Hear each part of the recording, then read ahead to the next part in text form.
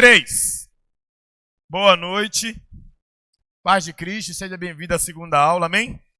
Agora a gente terminou de explicar esses dons aí, revelação, dons de fala e dons de poder, e vamos dar uma lida e a gente vai discorrer, porque eu preciso terminar essa matéria hoje. Então, se eu parar em algum ponto aí, que Deus me dê graça para que eu seja rápido, coisa que eu não consigo ser, né?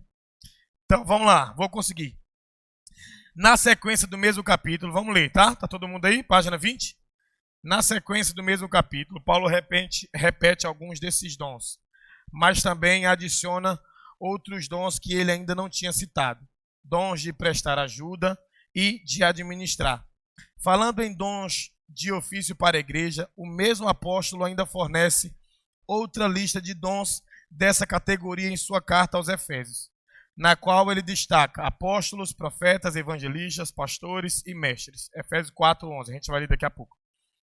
E veremos mais à frente. Paulo fala desses ofícios como os dons no sentido de que as pessoas que os exercem são, elas mesmas, dons de Deus para a igreja.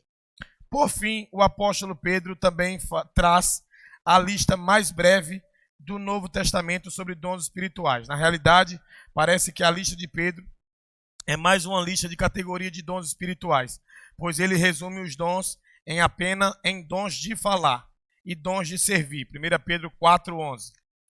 Muda a página aí. Considerando tudo isso, talvez seja preferível entender que quando a Bíblia fala em dons espirituais ou dons do Espírito, o seu significado pretendido é muito amplo, podendo ser aplicado em diferentes sentidos. Ainda acerca dos dons, é importante ressaltar que muitas vezes achamos que a manifestação dos dons através de nós é complexa demais. No entanto, precisamos mudar os nossos olhos de direção e entendermos que o desenvolvimento desses dons é simples, apesar de termos resultados extraordinários. Não se engane e nem se acovarde. Ele não nos deu o espírito de temor, mas de ousadia. Agora há pouco no intervalo eu estava falando com o pastor Anderson ali, sua filha ali, sobre a importância de nós termos isso aqui, ó, ousadia. Irmão, você não vai manifestar um dom sem tentar manifestar um dom. E a ousadia te faz isso. O que é uma pessoa ousada? É uma pessoa que é mais para frente, a pessoa que não tem medo, que é o oposto, biblicamente, de alguém ousado. Alguém retraído, alguém que se acovarda. Tanto que ele usa o texto. Eu não te dei o espírito de medo, de temor, de covardia, mas de ousadia, né, de ir. A Bíblia fala que os sinais, Marcos 16, os sinais seguiriam aqueles que crescem. Em meu nome expulsariam demônios, colocariam as mãos sobre os enfermos, né, expulsariam demônios, pisariam na serpente, elas não fariam mal para vocês, curariam muitas pessoas. Então, assim, não tem como eu ter a experiência de ter a manifestação de um dom sem a ousadia. Às vezes eu tenho um dom, mas não tenho ousadia, então eu não vou viver a manifestação desse dom. Então eu preciso confiar que Deus está comigo. Né, agora, o seu nome que eu esqueci? A Karen. A Karen estava acabando de falar uma coisa que eu achei interessante. Ela usou um texto que a gente usa para muitas outras coisas, mas ela usou nessa questão do dom. A gente estava falando ali que às vezes, o que é engraçado no nosso meio? Que a gente fica com medo de Deus não fazer. Né? Pois se eu ir lá orar e Deus não fazer. E se eu ir lá pôr a mão e eu passar vergonha, né? Quem nunca pessoa já passou por aquele processo? E se eu tentar expulsar o demônio me envergonhar? De vez em quando a gente pensa, se eu tentar e ele falar do meu pecado, e ele falar... Então, assim, a gente fica com esses medos, e ela usou uma expressão interessante de um texto que a gente usa para muitas coisas. Ela falou assim, a gente precisa aprender a ser fiel em quê? Num pouco. Né, irmão? Daquilo que você tem na mão, vai lá, exerce, e se Deus não fizer, é porque ele não queria fazer. Mas a sua ousadia já vai te colocar num lugar diferente. Eu já orei por pessoas que não aconteceu nada. E o contrário disso é verdade. Eu já orei por pessoas que a gente vê acontecendo alguma coisa. A minha experiência, por exemplo, eu vou contar uma experiência minha rápida sobre essa questão de cair no poder de Deus. Eu tinha uma grande resistência quanto a isso. No início da fé. Eu achava que aquilo tudo ali era coisa. Eu falei, não, isso aí não é possível. Que os outros caem mesmo, né? E aquilo não deixa de ser uma manifestação que tem a ver com os dons, com impartição, com alguém que está recebendo um dom, uma palavra, está recebendo um encargo, está sendo curado de algo, a glória de Deus está vindo naquele ambiente. E aí eu não tinha tido uma experiência de cair. Olha só, eu nunca tinha tido uma experiência de cair até então. Mas eu já tinha tido a experiência de orar e as pessoas caírem. Mas ainda assim eu tinha dúvida, porque eu ficava pensando assim, acho que na hora que eu encosto a mão, o povo já se joga. Eu pensava, depois tá caindo nada. De verdade, era esse o meu pensamento, eu tô falando diante de Deus. Esse era o meu pensamento. E aí um belo dia, foi até com a mãe, com a sogra da Paulinha. Cadê a Paulinha? Tá aí? Tá onde? Foi com a Maria José, a gente era do Cian, lá em cima ainda. A gente tinha uma reunião de oração. E lá a gente apagava as luzes para essa reunião de terça-feira de oração. A gente ficava orando, busca do Espírito Santo e coisa e tal, manifestação de dons. E aí naquele dia eu falei, Deus, se isso é uma verdade, se as pessoas podem mesmo cair quando alguém ora, se o Senhor faz isso mesmo, se isso não me prova, né? Não como alguém que estava duvidando que Deus fizesse, eu queria ter uma experiência para que eu andasse em verdade em nome de Deus. Eu não queria viver uma mentira, nem fazer uma pessoa viver uma mentira, sabe? De colocar a mão, a pessoa cair só porque. Não, já viu? Uma pessoa já encostou a mão. Bom, não, irmão. Né? E aí eu falei, Deus, eu vou orar por uma pessoa. Mas eu quero. Foi a minha experiência com Deus. E graças a Deus deu 6. Eu falei, eu não vou pôr a mão de encostar na pessoa, Jesus. Eu sei que eu não preciso encostar para o Senhor derrubar alguém que o Senhor queria derrubar para impartir algo. Então eu vou colocar a mão só sobre a cabeça sem encostar. Se essa pessoa cair, e a partir de hoje eu vou respeitar mais esse ambiente. Porque eu tinha muita crítica, muita dúvida. E aí eu lembro que eu fui em direção dela, ela estava de costa, e aí ela não ouviu nem a minha voz, que eu orei baixo. Eu botei a mão assim, ó. Irmão, quando eu ia pensar em orar, ela caiu.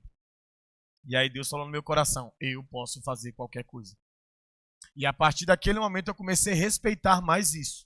Mesmo sabendo que de vez em quando o pessoal emociona, tem um monte de coisa. Então, assim, eu vejo que para essas questões a gente precisa ter mais ousadia, experimentar, sabe? Por exemplo, aqui ele vai falar de 2 dons que não está na lista, que é citado: o dom de administração e o dom de quê? De socorro. Irmãos, a gente às vezes não valoriza aquelas pessoas que amam receber gente em casa, que amam fazer visita para os outros, que amam ajudar. É o dom de socorro. Aquela pessoa quer socorrer, não aguenta ver o necessitado. Ela quer socorrer.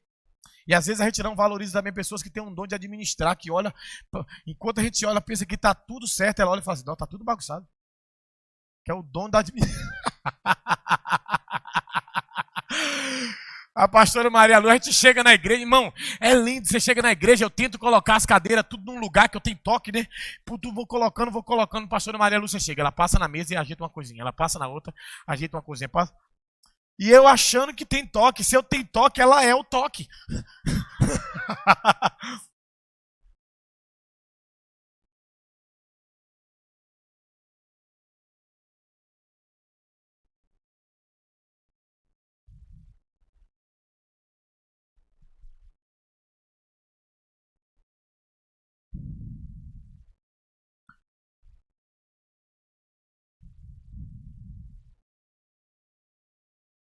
Sim.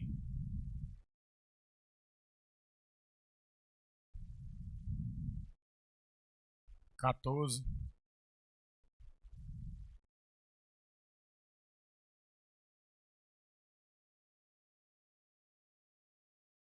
Sim.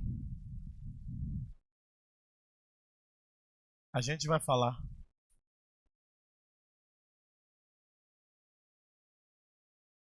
Para esse lugar.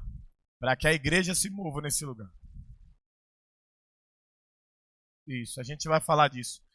Mas só finalizando aqui de socorro e de administração. Então a gente precisa, e uma das coisas que a gente precisa no nosso meio também, gente, dá atenção aqui, pastor, é não exaltar demais um dom e diminuir de menos o outro.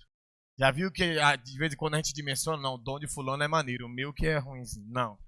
Deus jamais, todo dom perfeito vem de quem? Do alto, do Pai das luzes. Então não existe dom ruim.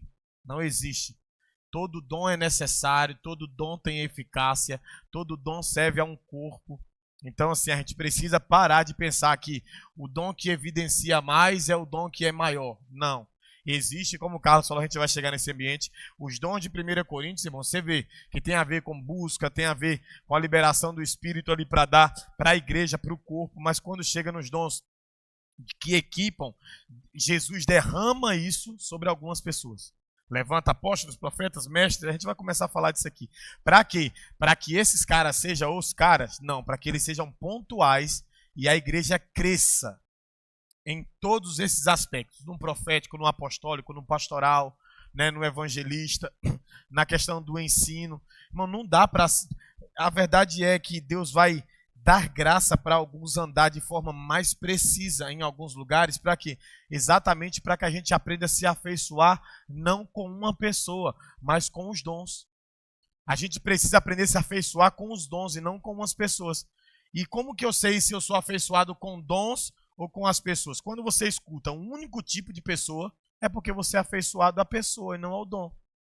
Então, às vezes, aquele dom é o que tem a ver contigo, automaticamente você ouve mais aquela pessoa, por quê? Porque você tem uma empatia com aquele dom. Então você tem uma afeição à pessoa porque prega exatamente do jeitinho que você gosta. E aí você, por mais que fique meio chucro falar, mas é como se você levantasse um guru gospel na sua vida. Não, eu gosto de ouvir fulano. Para mim, quando ele fala, está sendo de Deus. Aí não pode mais ninguém falar que você... Não pode alguém se movimentar de forma diferente. Por exemplo, eu já ouvi tanta coisa no nosso meio. Ah, não, pastor, eu gosto quando o senhor prega.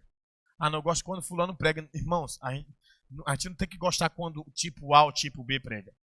A gente tem que gostar se Deus está usando o tipo A, tipo B, tipo C. Se é no profético, no apostólico, no mestre, se é uma palavra pastoral, se é uma palavra evangelística.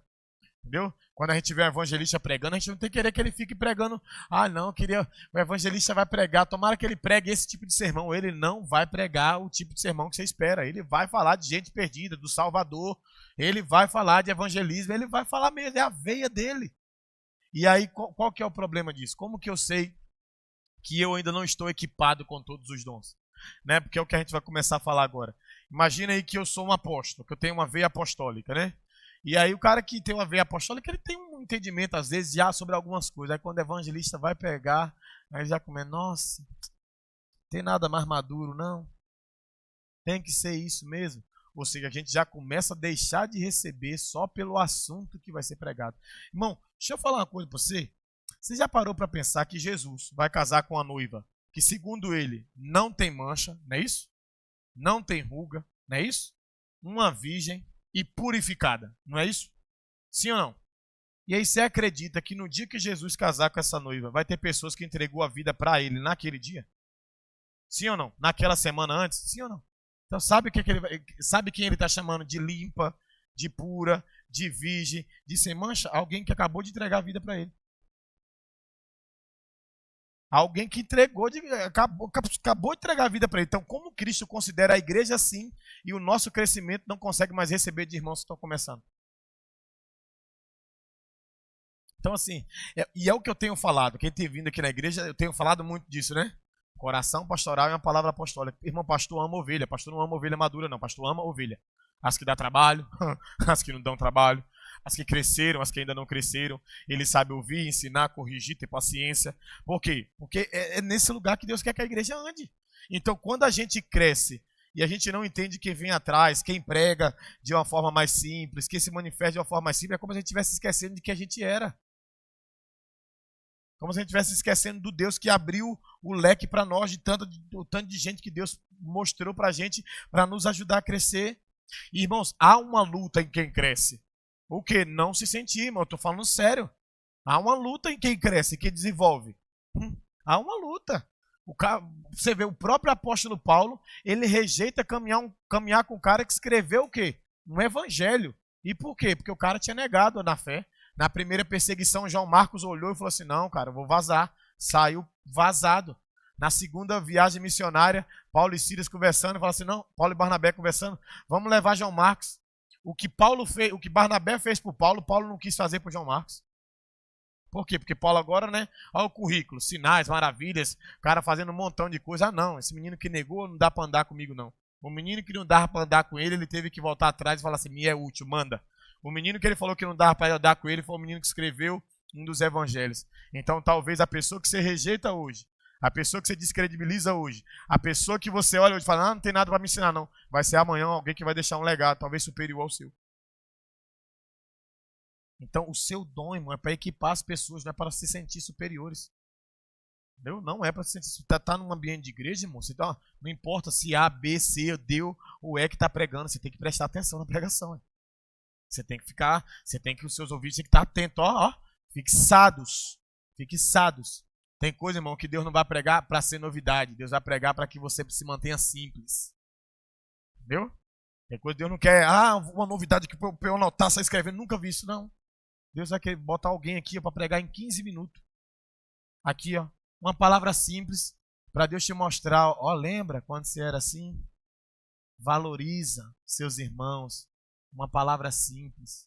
Cuidado, porque agora a gente virou tudo. E aí não ouve mais ninguém. Então, assim, os dons é para equipar a igreja. E uma igreja equipada, ela não desdenha de quem chega. Não. Uma igreja equipada, ela ajuda quem chega. Ela tem paciência com quem chega. Ela traz para perto quem chega. Ela desenvolve. Ela capacita. Amém? Então, só para a gente ir aqui e eu tentar, nesse tempo um pouco curto que eu tenho, falar dos 5 ministérios. O que é que o Carlos falou? 1 Coríntios 12, 1 Coríntios 14, são dons que você pode buscar, dado a toda a igreja, são dons que se desenvolve no nosso meio, o Espírito Santo vai dando cada um conforme a necessidade. Esses são os dons do Espírito. Os dons de Cristo é específico, a gente vai ler o texto, põe ali Efésios 4, põe do 9, tá? Eu gosto de ler o 9, não sei porquê, mas eu gosto de ler do 9 diante. Vai. Ora, o que quer dizer? Ele subiu, senão que também havia descido ante as regiões inferiores da terra. E ele mesmo concedeu uns para apóstolos. Ele mesmo é quem, gente? Quem é o ele mesmo? Jesus. Ele mesmo concedeu uns para apóstolos, outros para profetas, outros para evangelistas e outros para pastores e mestres. Qual a intenção que Cristo fez isso? Vai começar a ser desenhado. Com vista ao quê? De quem? Dos 5 ministérios? De quem? Dos santos. Então, se eu tenho uma veia profética, apostólica, de mestre, de evangelista, de pastor, quem que tem que ser beneficiado por isso? Os santos. A igreja. E aí, se a igreja entender, ela vai escolher com quem se afeiçoar ou ela vai perceber quem está falando e vai beber de quem está falando? Por exemplo, se vem um Gabriel pregar, se vem um Carlos pregar, se vem uma Paulinha pregar, eu já sei, vai vir ensino. Eu já sei. Então eu me afeiçoo. Eu não vou esperar uma palavra igual a minha doida. Um tema, uma frase, 3 versículos. Não vou. É tudo metódico, organizadinho, ó, bonitinho. Você vai olhar o esboço deles, ó, tudo perfeito. Tu vai olhar o meu, é um quadradinho assim com 3 versículos. É o meu jeito. Aí imagina eles também, porque tem um lado de lá. Eu sei sentar e ouvi-los. Mas imagina eles também sentando. Tá tudo bagunçado. Será que tá bagunçado ou é você que é tão organizado que não consegue beber de outro ministério, de outro dom? Então assim, tá ali, irmãos. 5 ministérios diferentes para equipar os santos. Vamos lá. Com vista ao aperfeiçoamento dos santos para o desempenho do seu serviço, serviço da igreja, para a edificação de quem? Do corpo de Cristo. Você vai ver que só vai aperfeiçoando, até que todos cheguemos à unidade e do pleno conhecimento do Filho de Deus, ao estado de pessoa madura. Oh, igreja do Senhor. Aleluia. À medida da estatura da plenitude de Cristo, para que não sejamos como crianças, arrastados pelas ondas e levados de um lado para o outro por qualquer vento de doutrina, pela artimanha das pessoas, pela astúcia com que induzem ao erro, mas seguindo a verdade em amor. Olha só, seguindo a verdade em quê? Amor. Cresçamos em tudo, naquele que é a cabeça, Cristo. Acabou? Não, é isso aqui que eu acho lindo. Eu lembro da academia, isso aqui. De quem todo o corpo, o quê? Bem ajustado e pelo auxílio de todas as juntas, segundo a justa operação de cada parte, efetua o seu próprio crescimento para a edificação de si mesmo em amor. Sabe o que ele está falando? Vou levantar uns camaradas. para ensinar para a igreja algumas coisas. Essa igreja vai aprender essas coisas. E ela vai, com a justa operação de cada parte, desenvolver isso. Você já parou para pensar que a gente, até hoje, a gente gosta de que alguém mastigue uma comida para a gente e jogue na nossa boca? Mas muitos de nós já sabemos o caminho de buscar essa comida, de fazer essa comida. Muitos de nós sabemos orar e não oramos. Já entendemos alguma coisa da Bíblia, mas preferimos ouvir uma palavra no YouTube. Mas por quê? Porque Deus levantou, Jesus levantou esses 5 ministérios. Apostólico, profético, né, o evangelístico, o pastoral, o de mestre, para edificar o corpo. Para ser aqueles caras mais maduros, para ajudar a desenvolver, para que a igreja cresça em tudo. Para que a igreja ande num lugar de plenitude, de conhecimento. Para que, imagina aqui, irmãos, é o que eu tenho falado nesses dias. Eu falo com preocupação no meu coração. Se eu colocar, eu estou falando diante de Deus do que eu vou falar, tá? Talvez até você mesmo que está aqui. Se eu colocar um herege para ministrar aqui numa quinta-feira, aqui, chamar um cara aí, ó, que de repente você nem sabe o que é herege. Chamar para pregar aqui, ele prega e muita gente bebe. Muita gente bebe. E sabe por que ele quer o aperfeiçoamento dos santos? Ele é específico. Ele fala assim, ó, para que vocês cresçam, amadureçam, não sejam mais levados por todo o vento de ensino, de doutrina. Porque com astúcia estão homens ensinando o que é errado. Então, lembra que a gente falou disso? A gente precisa ter o dom de discernir, irmãos. Deus quer que a igreja cresça para quando você vê um vídeo no YouTube, você olhar e falar assim, poxa, eu vou te dar um exemplo. Vou te dar um exemplo aqui. Quem conhece o Pablo Marçal? Um excelente coach. Mas você já viu que de vez em quando ele quer dar uma de pastor? De entender toda vez que ele tenta dar uma de pastor. Toda vez que ele tenta, meu Deus, vira um caos. Vira um caos. O cara é um excelente coach. É um excelente coach. O cara tem uma mente violenta. O cara é inteligente. Muito inteligente. Hã? Não, pois é, porque, cara, como coach, ele é maravilhoso. Ouça ele. Para a empresa, ouça ele. É violento. Agora, o que é discernir? Eu vou dizer que o cara daquele não é de Deus? Ele é de Deus. No coach. Nos ministérios, não. A forma como conduz as coisas, a forma como fala, as coisas que fala, do jeito que fala, como trata algumas pessoas de vez em quando. Então, assim, eu tenho que ter os sensos. Uma igreja que amadurece sabe separar isso. Entendeu? Uma igreja que amadurece sabe entender esse lugar. Então, esses homens que Cristo levantou, presta atenção, esses homens que Cristo deu esses dons, profético, apostólico, mestre e por aí vai, esses homens têm que ser pontuais. E aí, sabe uma coisa que a gente precisa entender nesse tempo? É o quê? É que eles não precisam estar aqui em cima para nos ensinar. A igreja precisava entender isso também. Porque lembra, justa operação de cada parte, com auxílio de todas as juntas, crescendo em verdade, em amor. A gente deveria de vez em quando chamar pessoas pontuais para tomar café na nossa casa. Porque não dá, irmão, passar intercalando toda semana. Põe um mestre agora, põe um apóstolo. Na verdade, tem gente que carrega isso e nem sabe que carrega ainda. A igreja precisa enxergar isso nas pessoas. De vez em quando eu converso isso com o Carlos, converso com alguns. Quem que você acha que na igreja é isso, é aquilo? E a gente fala, fulano tem uma veia para isso, Beltrano tem uma veia para aquilo. E uma das coisas que futuramente a gente vai começar é o quê? É empurrar as pessoas para esse lugar. Por quê? Porque se eu tenho uma veia para alguma coisa, é óbvio que saindo de mim vai ser mais excelente. É óbvio que saindo de mim vai ser mais contundente, vai ser mais relevante. É óbvio.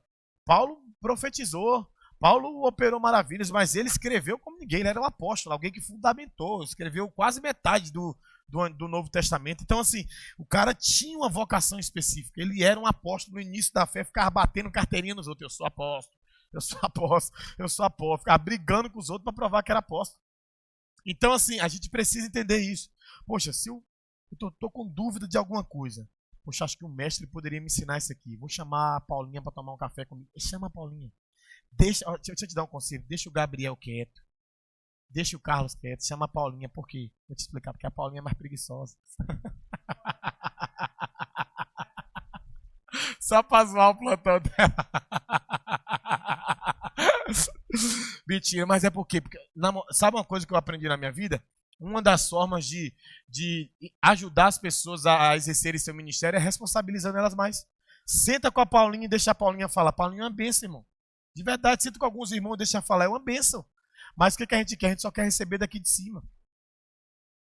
Olha lá, o Carlos pedindo folga. A gente só quer receber daqui de cima. Aqui vai pregar, não, irmão. Chama alguém para tomar café na sua casa com a intenção de. Olha lá, para tomar café ela quer ir rápido.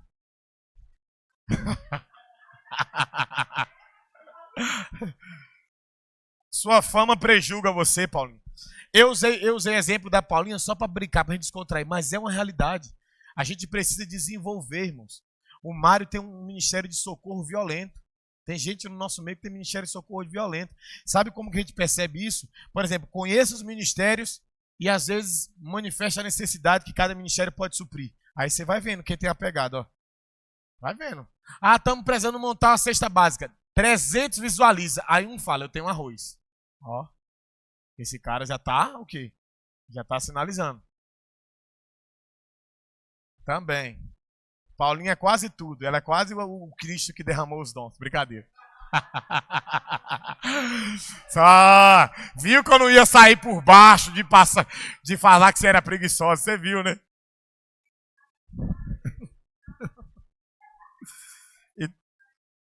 Isso aí. Sabe o que é suportar em amor? Carregar no colo, tá? Não é dizer que consegue conviver, não, tá?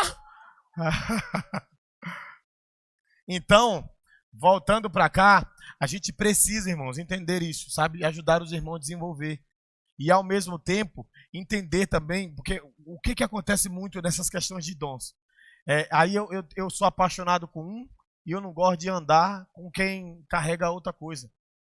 Já viu que, por exemplo, uma vez eu vi um pastor falando, eu achei fantástico, que a igreja recebeu bem 3 ministérios. O pastoral, o evangelista e o de mestre. Por que a igreja recebeu bem? Porque tanto os apóstolos e profetas entenderam errado esse lugar, e quando eu falo apóstolos e profetas, eu falo na questão de função, né? E quanto a igreja começou a colocar eles nesse lugar. Como assim? Você já viu que a igreja coloca o apóstolo e o profeta como os temidos. Eu tenho medo deles. Quando esses caras falam, sai de baixo. Não, ó, acabou. Não, irmãos. Está ali dizendo que é para edificar o corpo, todos. Que é para amar o corpo, todos. Que é para ter paciência com o corpo, todos. Que é para crescimento, todos. Então, aí não, o que vai pregar? Profeta. A gente vê até pessoas renomadas falando, não, ó, fulano é profeta. Ele fica isolado no mundo dele. Me diga na Bíblia um profeta que vivia isolado. Profeta eles eram pontuais ministerialmente. Agora, isolado de povo, não. O povo não suportava o profético. E aí não era o profeta, era o profético. É diferente. Porque Jeremias conviveu com o povo. Jeremias intercedeu pelo povo e Deus falou, para de orar por ele. Estava no meio do povo orando pelo povo. Agora, o que o povo não suportou? A palavra profética de Jeremias. Então, assim, a igreja precisa parar de... Por isso que hoje, para esse tempo, o ideal, uma coisa, por exemplo, eu já falei isso aqui. Talvez um dia, se essa for a vontade de Deus, você vai ver um óleo descendo sobre a minha cabeça e as pessoas dizerem assim, ó, você está sendo ordenado ao ministério apostólico. Miss, você agora é um apóstolo. Eu tenho profecia sobre isso, já liberaram isso sobre a minha vida. E eu caminho com pessoas que creem na ordenação. E eu não sou contra. Agora, provavelmente, a não ser que Deus mude, né, porque Deus pode aperfeiçoar ensinos do nosso coração, você nunca vai ver eu ordenando ninguém ao ministério apostólico. Por quê? Porque eu acredito que tanto o profeta, quanto o pastor, tanto o profeta, quanto o evangelista, quanto o apóstolo, quanto o mestre, todos têm que ser pastor. É o que eu acredito.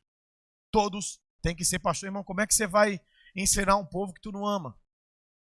Como é que tu vai edificar um povo que tu não ama? Ah, pastor, e para amar tem que ser pastor. O mais próximo dos ministérios que fala de amor é o pastor. É o pastor que dá a vida, não é o profeta. Não, é o pastor que vai atrás da ovelha perdida, que está de braços abertos esperando o filho pródigo, que restaura os valores interiores dentro do coração da igreja. Então, o pastor, irmão, é tanto que dentro do contexto das mãos é o dedo da aliança. É o dedinho, ó, não, tem uma aliança com esse cidadão aqui, me dá trabalho, mas tem uma aliança com esse cidadão aqui. Então, assim, o que eu acredito? Que no nosso meio, por exemplo, o Gabriel é um mestre, amém? A gente sabe que o Gabriel é um mestre, a gente sabe disso. Mas se um dia, e esse dia vai chegar, quando ele for ordenado, ele vai ser ordenado ao quê? A pastor. Ponto. E aí ele vai ter que se virar para não deixar o mestre que ele é atrapalhar o amor que ele tem que exercer. A Tamires tem uma veia profética. Imagina eu, não, agora Tamires, profeta de Jeová. A igreja inteira, paz profeta, paz profeta, paz profeta. A igreja inteira, paz mestre, bagunça santa danada. Não, irmão, ordena as pessoas a pastor, porque quem exerce ministério tem que ter cheiro de ovelha, tem que amar o povo. É pastor que gosta de estar perto de ovelha. E aí eu vou saber que quando o Gabriel estiver ministrando, é um mestre ministrando com o coração de pastor. Ponto. É uma profeta ministrando com o coração de pastor. Então eu, a não ser que quando eu sentar mais próximo da nossa liderança, eles amadureçam isso no meu coração, o entendimento que eu tenho sobre os 5 ministérios é isso. Para mim, se for ordenar, ordene a pastor, mas descubra no nosso meio onde cada um flui e ensine eles a edificar a igreja, não só quando tiver uma oportunidade aqui. Porque como que eu sei que eu estou exercendo o meu ministério de forma correta? É quando eu espero uma oportunidade de altar? Não, é quando eu chamo um. Jesus estava lá. O que a mulher samaritana falou que ele era? Vejo que és profeta. Estava só ele e ela. Então, como que eu sei que meu ministério tem um coração pastoral? Quando eu exerço ele sem precisar de multidão. Quando eu exerço ele sem precisar de muito público. Quando eu exerço ele sem precisar de holofote. O coração pastoral faz isso. Porque o coração pastoral deixa o quê? 99 segura. Para pregar para uma que está dando trabalho. Esse é o coração pastoral, irmão. Então, é o que eu creio. Todos têm que ser pastor. E aí, dentro da edificação, cada um vai fluindo naquilo que é mais latente, naquilo que o próprio Cristo derramou sobre a vida deles. Eu creio que esse é um assunto pertinente. E olha que eu não vejo quase ninguém falando disso. Mas seria pertinente para a igreja começar a pensar mais sobre isso. Porque a gente vê que alguns homens parece que foram liberados pela igreja para viver longe. Quem é o profeta? Não, o profeta é aquele cara que fica no monte. E o apóstolo é aquele cara que quando vem arrepia.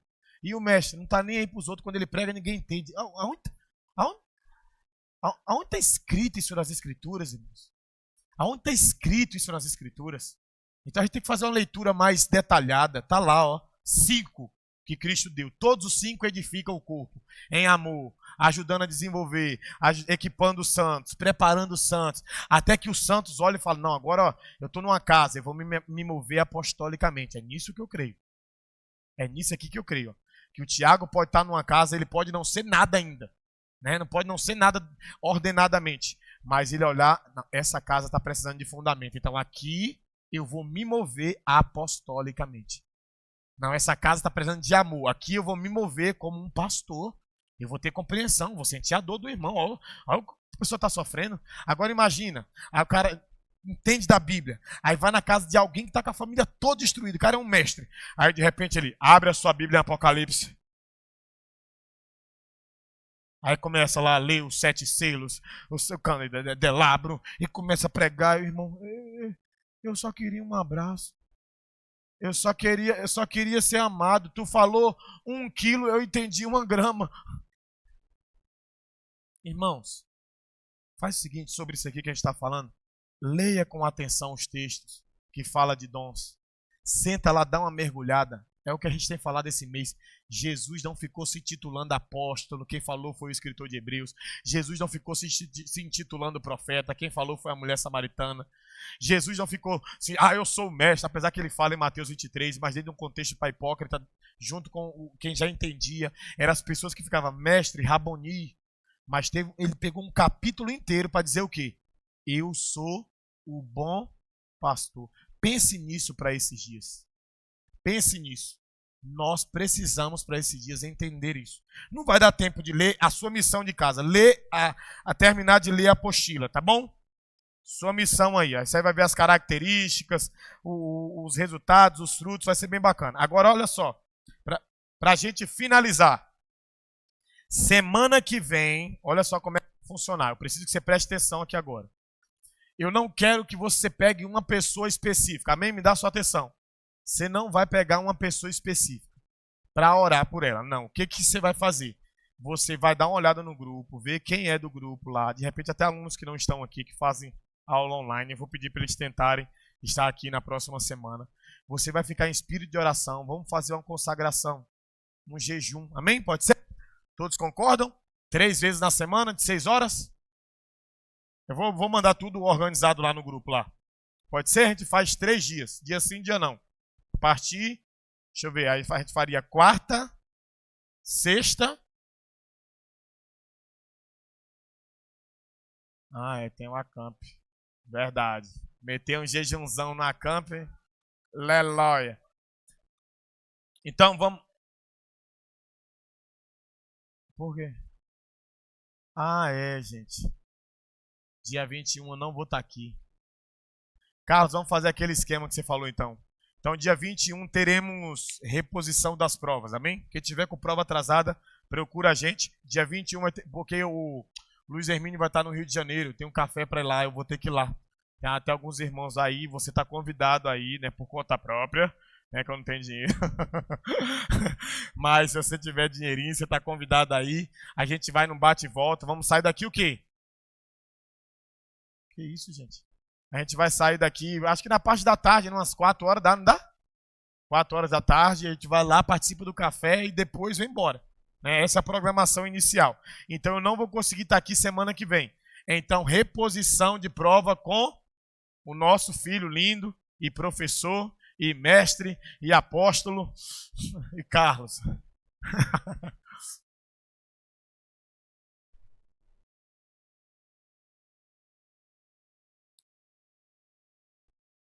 Tenta fazer antes, durante essa semana, tipo antes de um culto de quinta-feira. Aí a gente vê, tá? Amém? Alguma dúvida sobre essa aula? Top? Então vamos lá. Aí o que eu vou fazer então? Então a partir da outra semana, a gente faz o jejum. E aí só para já antecipar que aí você fica nesse lugar. Se você tiver dúvida sobre algum dom, manda lá no grupo, a gente vai respondendo, vai te ajudando. E eu quero descobrir de você também. Aí você pode mandar no nosso particular ou no grupo. Pastor, isso aqui que eu sou doido para ver acontecendo, isso aqui. Esse dom aqui eu nunca vi. Porque, irmãos, às vezes o que você tá doido para ver vai sair de você. Às vezes vai sair de você.